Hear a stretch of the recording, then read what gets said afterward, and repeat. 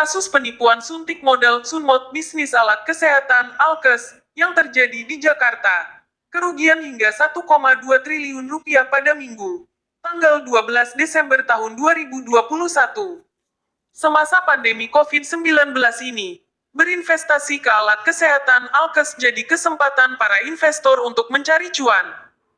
Usai pada tanggal 3 November tahun 2021 lalu Divisi Hubunter Polri meringkus modus kejahatan baru dengan penipuan investasi alat kesehatan. Kini kasus serupa terjadi lagi. Ini terungkap dari tweet Niko Rahman di akun Twitter pribadi yang viral pada hari ini, Senin tanggal 13 Desember tahun 2021. Scam terbesar tahun ini, kasus investasi suntik modal Alkes. Kerugian mencapai 1,2 T dan aset yang berhasil disita saat ini mencapai 36 M. Posisi pelaku saat ini kabur dan masih buron. Tulis Niko Rahman. Dari utas yang dibagikan oleh Niko Rahman, diketahui jika terduga sosok di balik kasus penipuan dana Alkes bernama Dina Rahmawati. Dalam video yang di-share oleh Niko, Dina tampak berbelit-belit soal aliran dana dari model untuk alat kesehatan. Dalam forum klarifikasi tersebut, tampak Vini Aurelia Kurniawan, bawahan Dina juga bersitegang dengan terduga penipu modal Alkes. Duit investasinya saya putar ke Vini.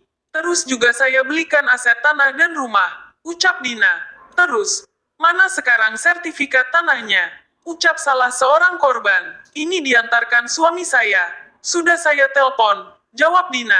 Sisa 840 miliar belum diterima oleh para investor. Kini Dina dan Vini dinyatakan kabur dan menghilang. Pembuat utas tweet Twitter Niko Rahman mengaku sebagai korban dengan kerugian puluhan juta. Ada yang rugi hingga 20 miliar. BTW GW korban juga. Untungnya nominalnya cuma puluhan juta. Soalnya banyak teman-teman lain sampai 1-5 M bahkan ada yang 20 M, ungkapnya. Dan, diketahui jika terduga Dina Rahmawati adalah pemain lama untuk kasus tipu menipu. Ia juga pernah menipu dengan modus arisan online. Menurut Anissa Mahardika Putri, Dina pernah dilaporkan ke Polres Jakarta Pusat dengan laporan penggelapan dana arisan online. Namun, laporan Anissa belum diproses oleh polisi hingga kini. Oleh karena itu, ia ingin Dina segera ditangkap. Sejumlah netizen berkomentar dan menyayangkan kemudahan seseorang untuk berinvestasi sunti modal Sunmod ke perusahaan bodong. Yang lucunya dari skema investasi ini, mereka sebagai agen terang-terangan bilang gak bisa ngasih tahu nama petnya apa. Gak bisa provide hitam di atas putih. Ure cuman degen asas, kepercayaan. Ini gue lihat dari template ajakan yang teman gue sare sendiri tulis @caha****. Sunmod Alkes adalah model titip dana untuk menyuplai pabrik untuk membuat alat kesehatan.